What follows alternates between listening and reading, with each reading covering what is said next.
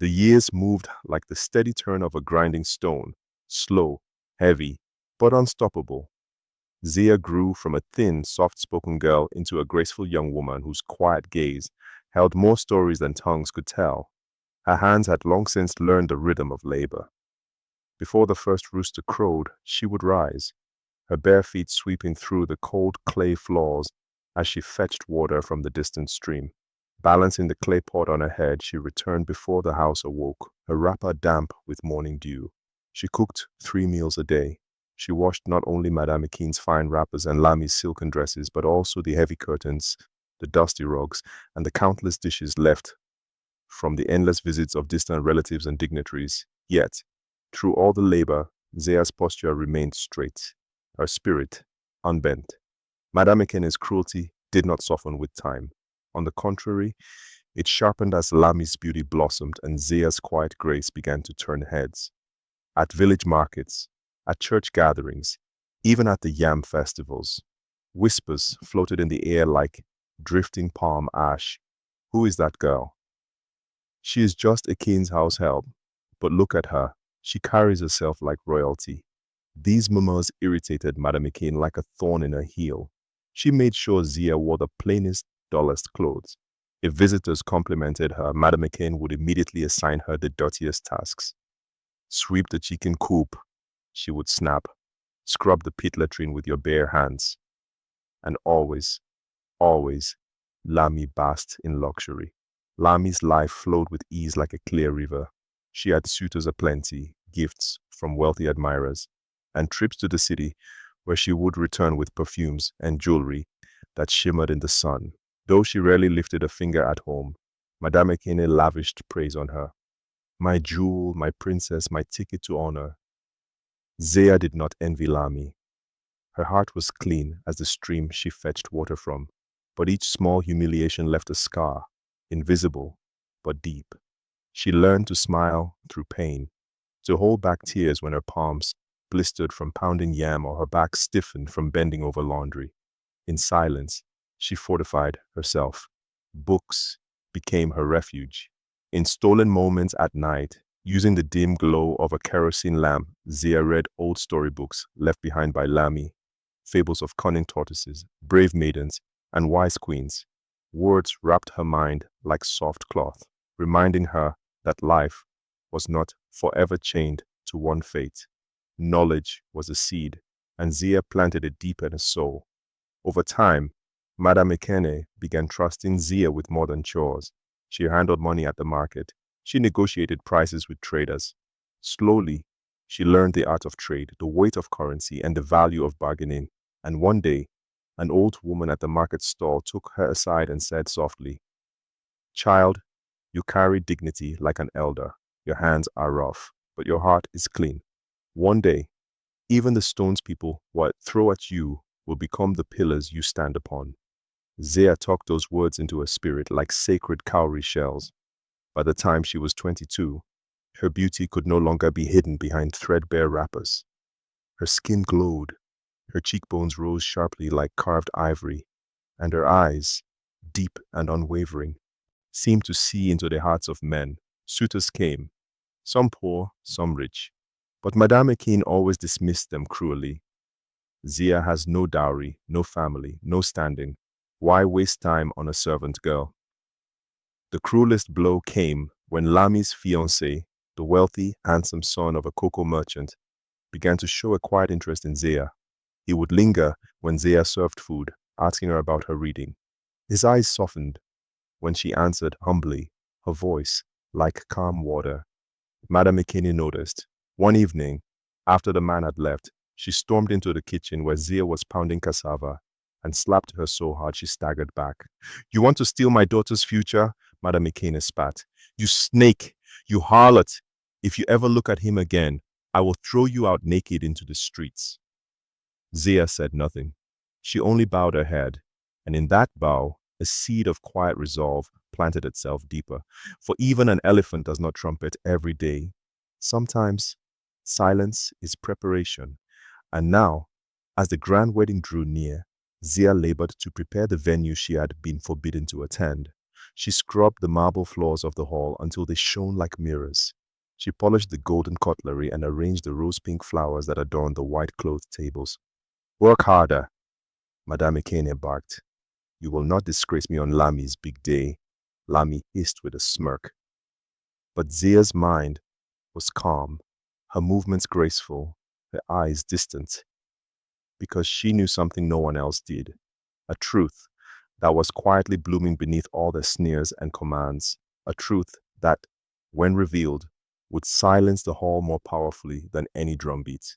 And so she waited, as patiently as the earth waits for rain, while Madame Ekene and Lami paraded in fine lace and gale, preening before guests and suitors. Zea moved like quiet wind behind the scenes, unseen, unnoticed, but always present.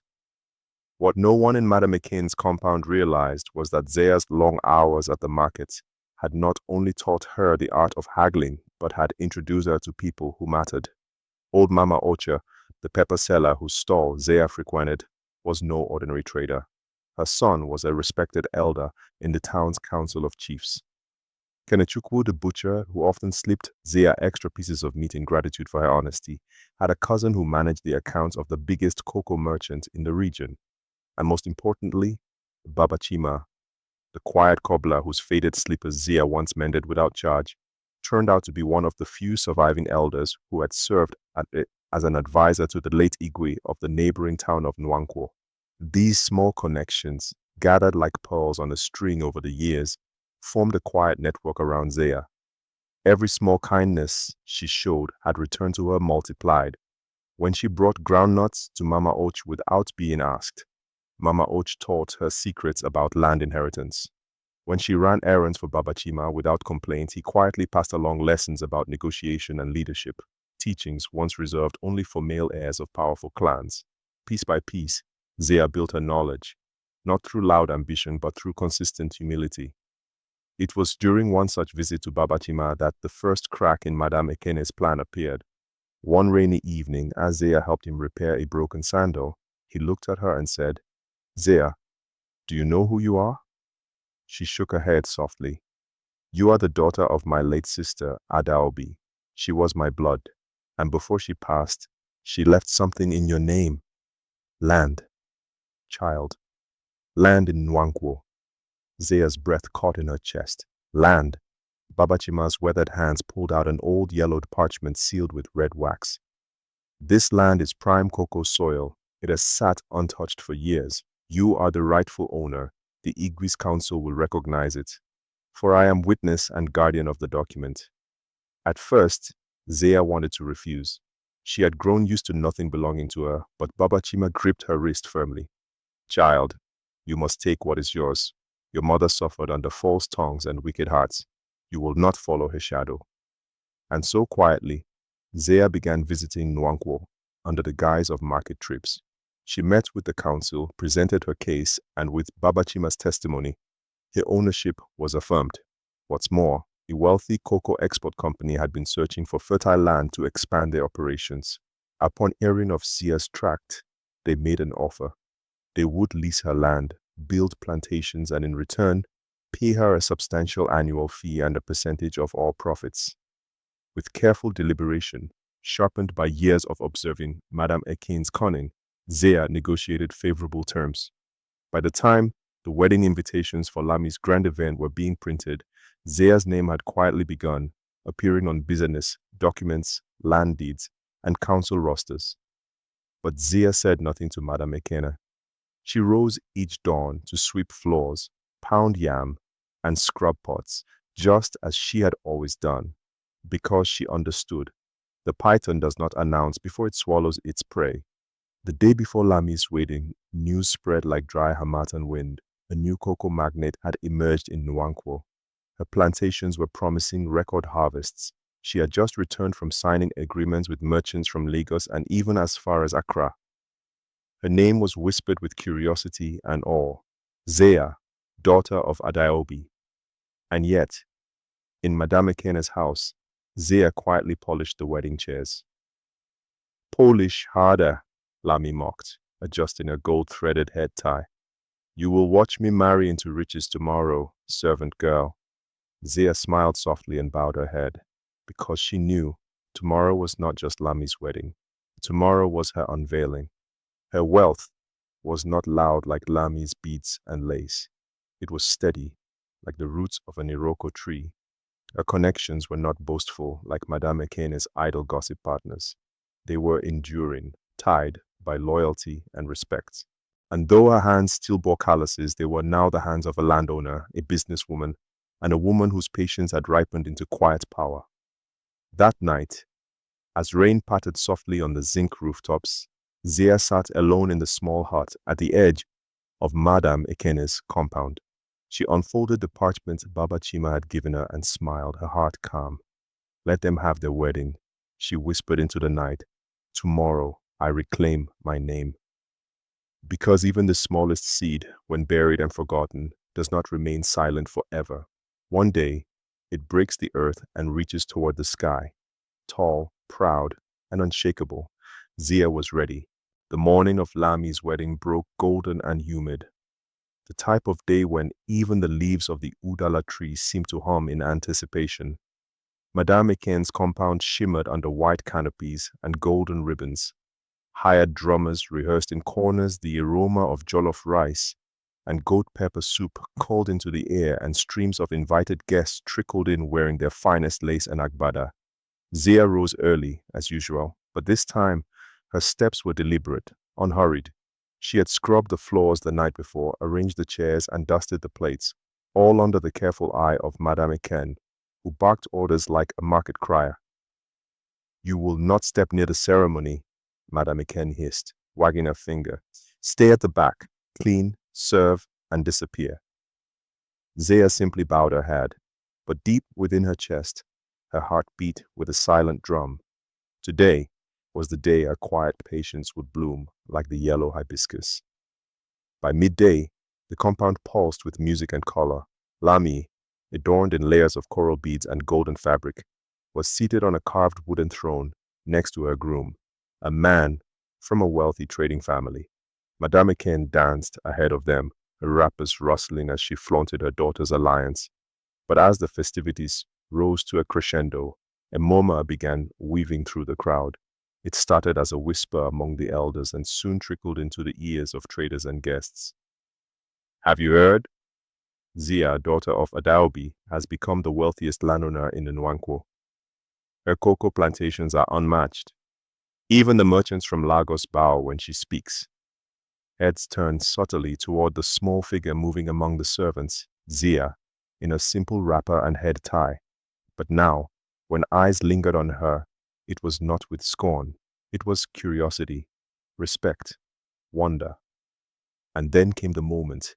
As Madame Ikene stepped forward to address the guests, a convoy of 4 black jeeps rolled into the compound, their tires crunching over gravel. From them emerged dignitaries, draped in rich agbadas, adorned with coral beads and gold-tipped canes. Among them stood Baba Chima, straight-backed, despite his age, his voice steady as he called out, "We have come to greet Zea, daughter of Adaobi, rightful landowner of Noankwo, and esteemed partner of the Royal Cocoa Export Company." A hush fell over the compound. The drummers faltered. Madame Ikene froze, her mouth ajar. Lami's smile stiffened, her gold bangles clinking nervously. All eyes shifted from the grand wedding party to Zia, who now stepped forward, wiping her hands gently on her wrapper. She bowed slightly to the dignitaries, her posture calm, her expression serene. "I thank you for honoring me," she said softly. Her voice was clear and confident, a gentle river that commanded attention. The lead merchant, a stout man with a wide grin, turned to Madame Ekene. "You are fortunate to have raised such a woman," he said politely. "Her plantations will supply exports not just to Lagos, but beyond the shores. We came to present gifts and honor her lineage." The men began unloading crates of kola nuts, fine textiles, and carved statues, gifts reserved for royalty and nobility. Madame Ekene staggered slightly, her lips twitching. "Zia, our Zia. This Zia," she sputtered. Zia smiled gently, lowering her gaze in deference. "Yes, Auntie, The same Zia you raised. But her words carried weight, not of sarcasm or bitterness, but of unshakable truth.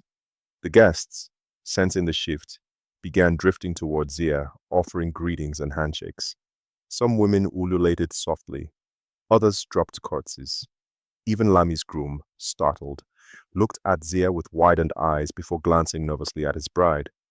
Within minutes, the center of gravity at the wedding shifted. Where once Madame Ekene and Lami had basked in admiration, now it was Zia's quiet dignity and newfound stature that pulled attention like the pull of the moon on ocean tides. But Zia did not gloat. Instead, she moved graciously through the crowd, accepting greetings with humility. When a young servant girl dropped a tray of drinks in the commotion, Zia stooped and helped her gather the cups, smiling softly as she whispered, "Do not fear, your day too will come." By late afternoon, the wedding ceremony had not collapsed, but it had dimmed. The brightest star was no longer Lami in her gold wrappers. It was Zia, who with calm patience had returned not in vengeance but in undeniable strength. When the sun began to set, casting long golden shadows across the compound, Baba Chima approached Zia quietly. "Child, you have carried yourself well today," he said. "Are you ready for what comes next?" Zia smiled, her heart steady. "Yes, Baba. Today was not only for unveiling, it was for showing that dignity never shouts.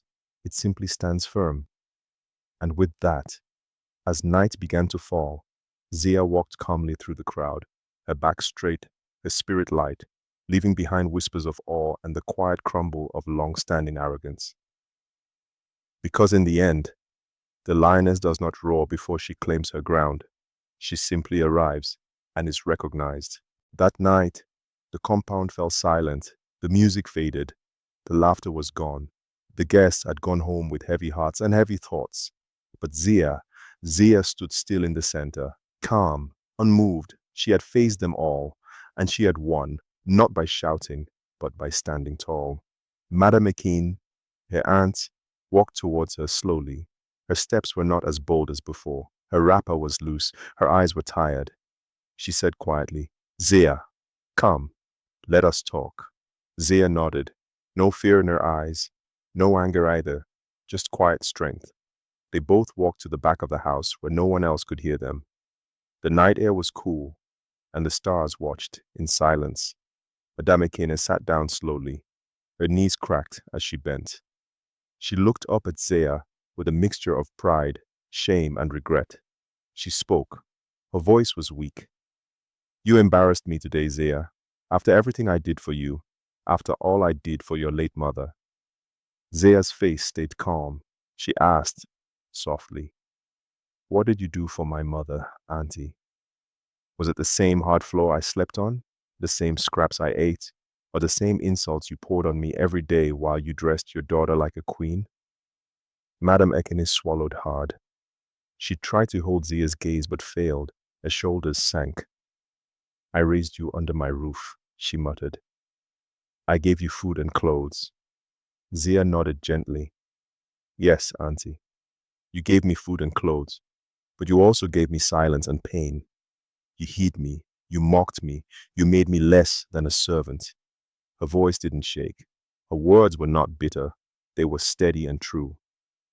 "But Auntie, I didn't come today to disgrace you. I didn't even come to take revenge. I only came to remind you that even a small seed buried deep under the soil, one day it breaks through and reaches the sky." The words floated in the air, soft but sharp. Madame Ekene could not breathe properly. Her lips shook, her eyes filled with tears. Finally, after many long years, her pride crumbled, her voice broke. "Zia, forgive me. I was blind. I let pride and fear guide me." Zia smiled. She stood up and knelt before her aunt. Yes, the one who was wronged, knelt, and she placed her hand gently on Madame Ekene's knee. "I forgave you long ago, Auntie. If I had not, I would not be standing here with peace in my heart today." Tears rolled down Madame Ekene's face. Her sobs were quiet and heavy. Zia leaned closer and whispered something that would never be forgotten in the whole land. Auntie, when people feed on bitterness, they die of thirst. But those who drink from patience, they harvest rivers. She rose calmly. She didn't say another word. She turned and walked away, her back straight, her head high. The lantern light made her glow like royalty. Her slippers didn't even make a sound. By morning, the whole town knew what happened. People whispered. Zia knelt to the aunt who insulted her. Zia forgave the woman who tried to bury her light. Zia is the true queen of this land. Madame Eken changed after that day. She became humble. She told everyone she met, never mock the orphan child, never crush the small yam. You don't know the harvest it carries. And Zia, she became more than wealthy. Her cocoa farms stretched wide. Kings and merchants came to her for advice, but every time someone asked her, Zia, what made you so strong? She only smiled softly and said, it was not money. It was not revenge. It was because I never let their darkness swallow my light. In the end, the true queen is not the one crowned with gold. She is the one crowned with resilience.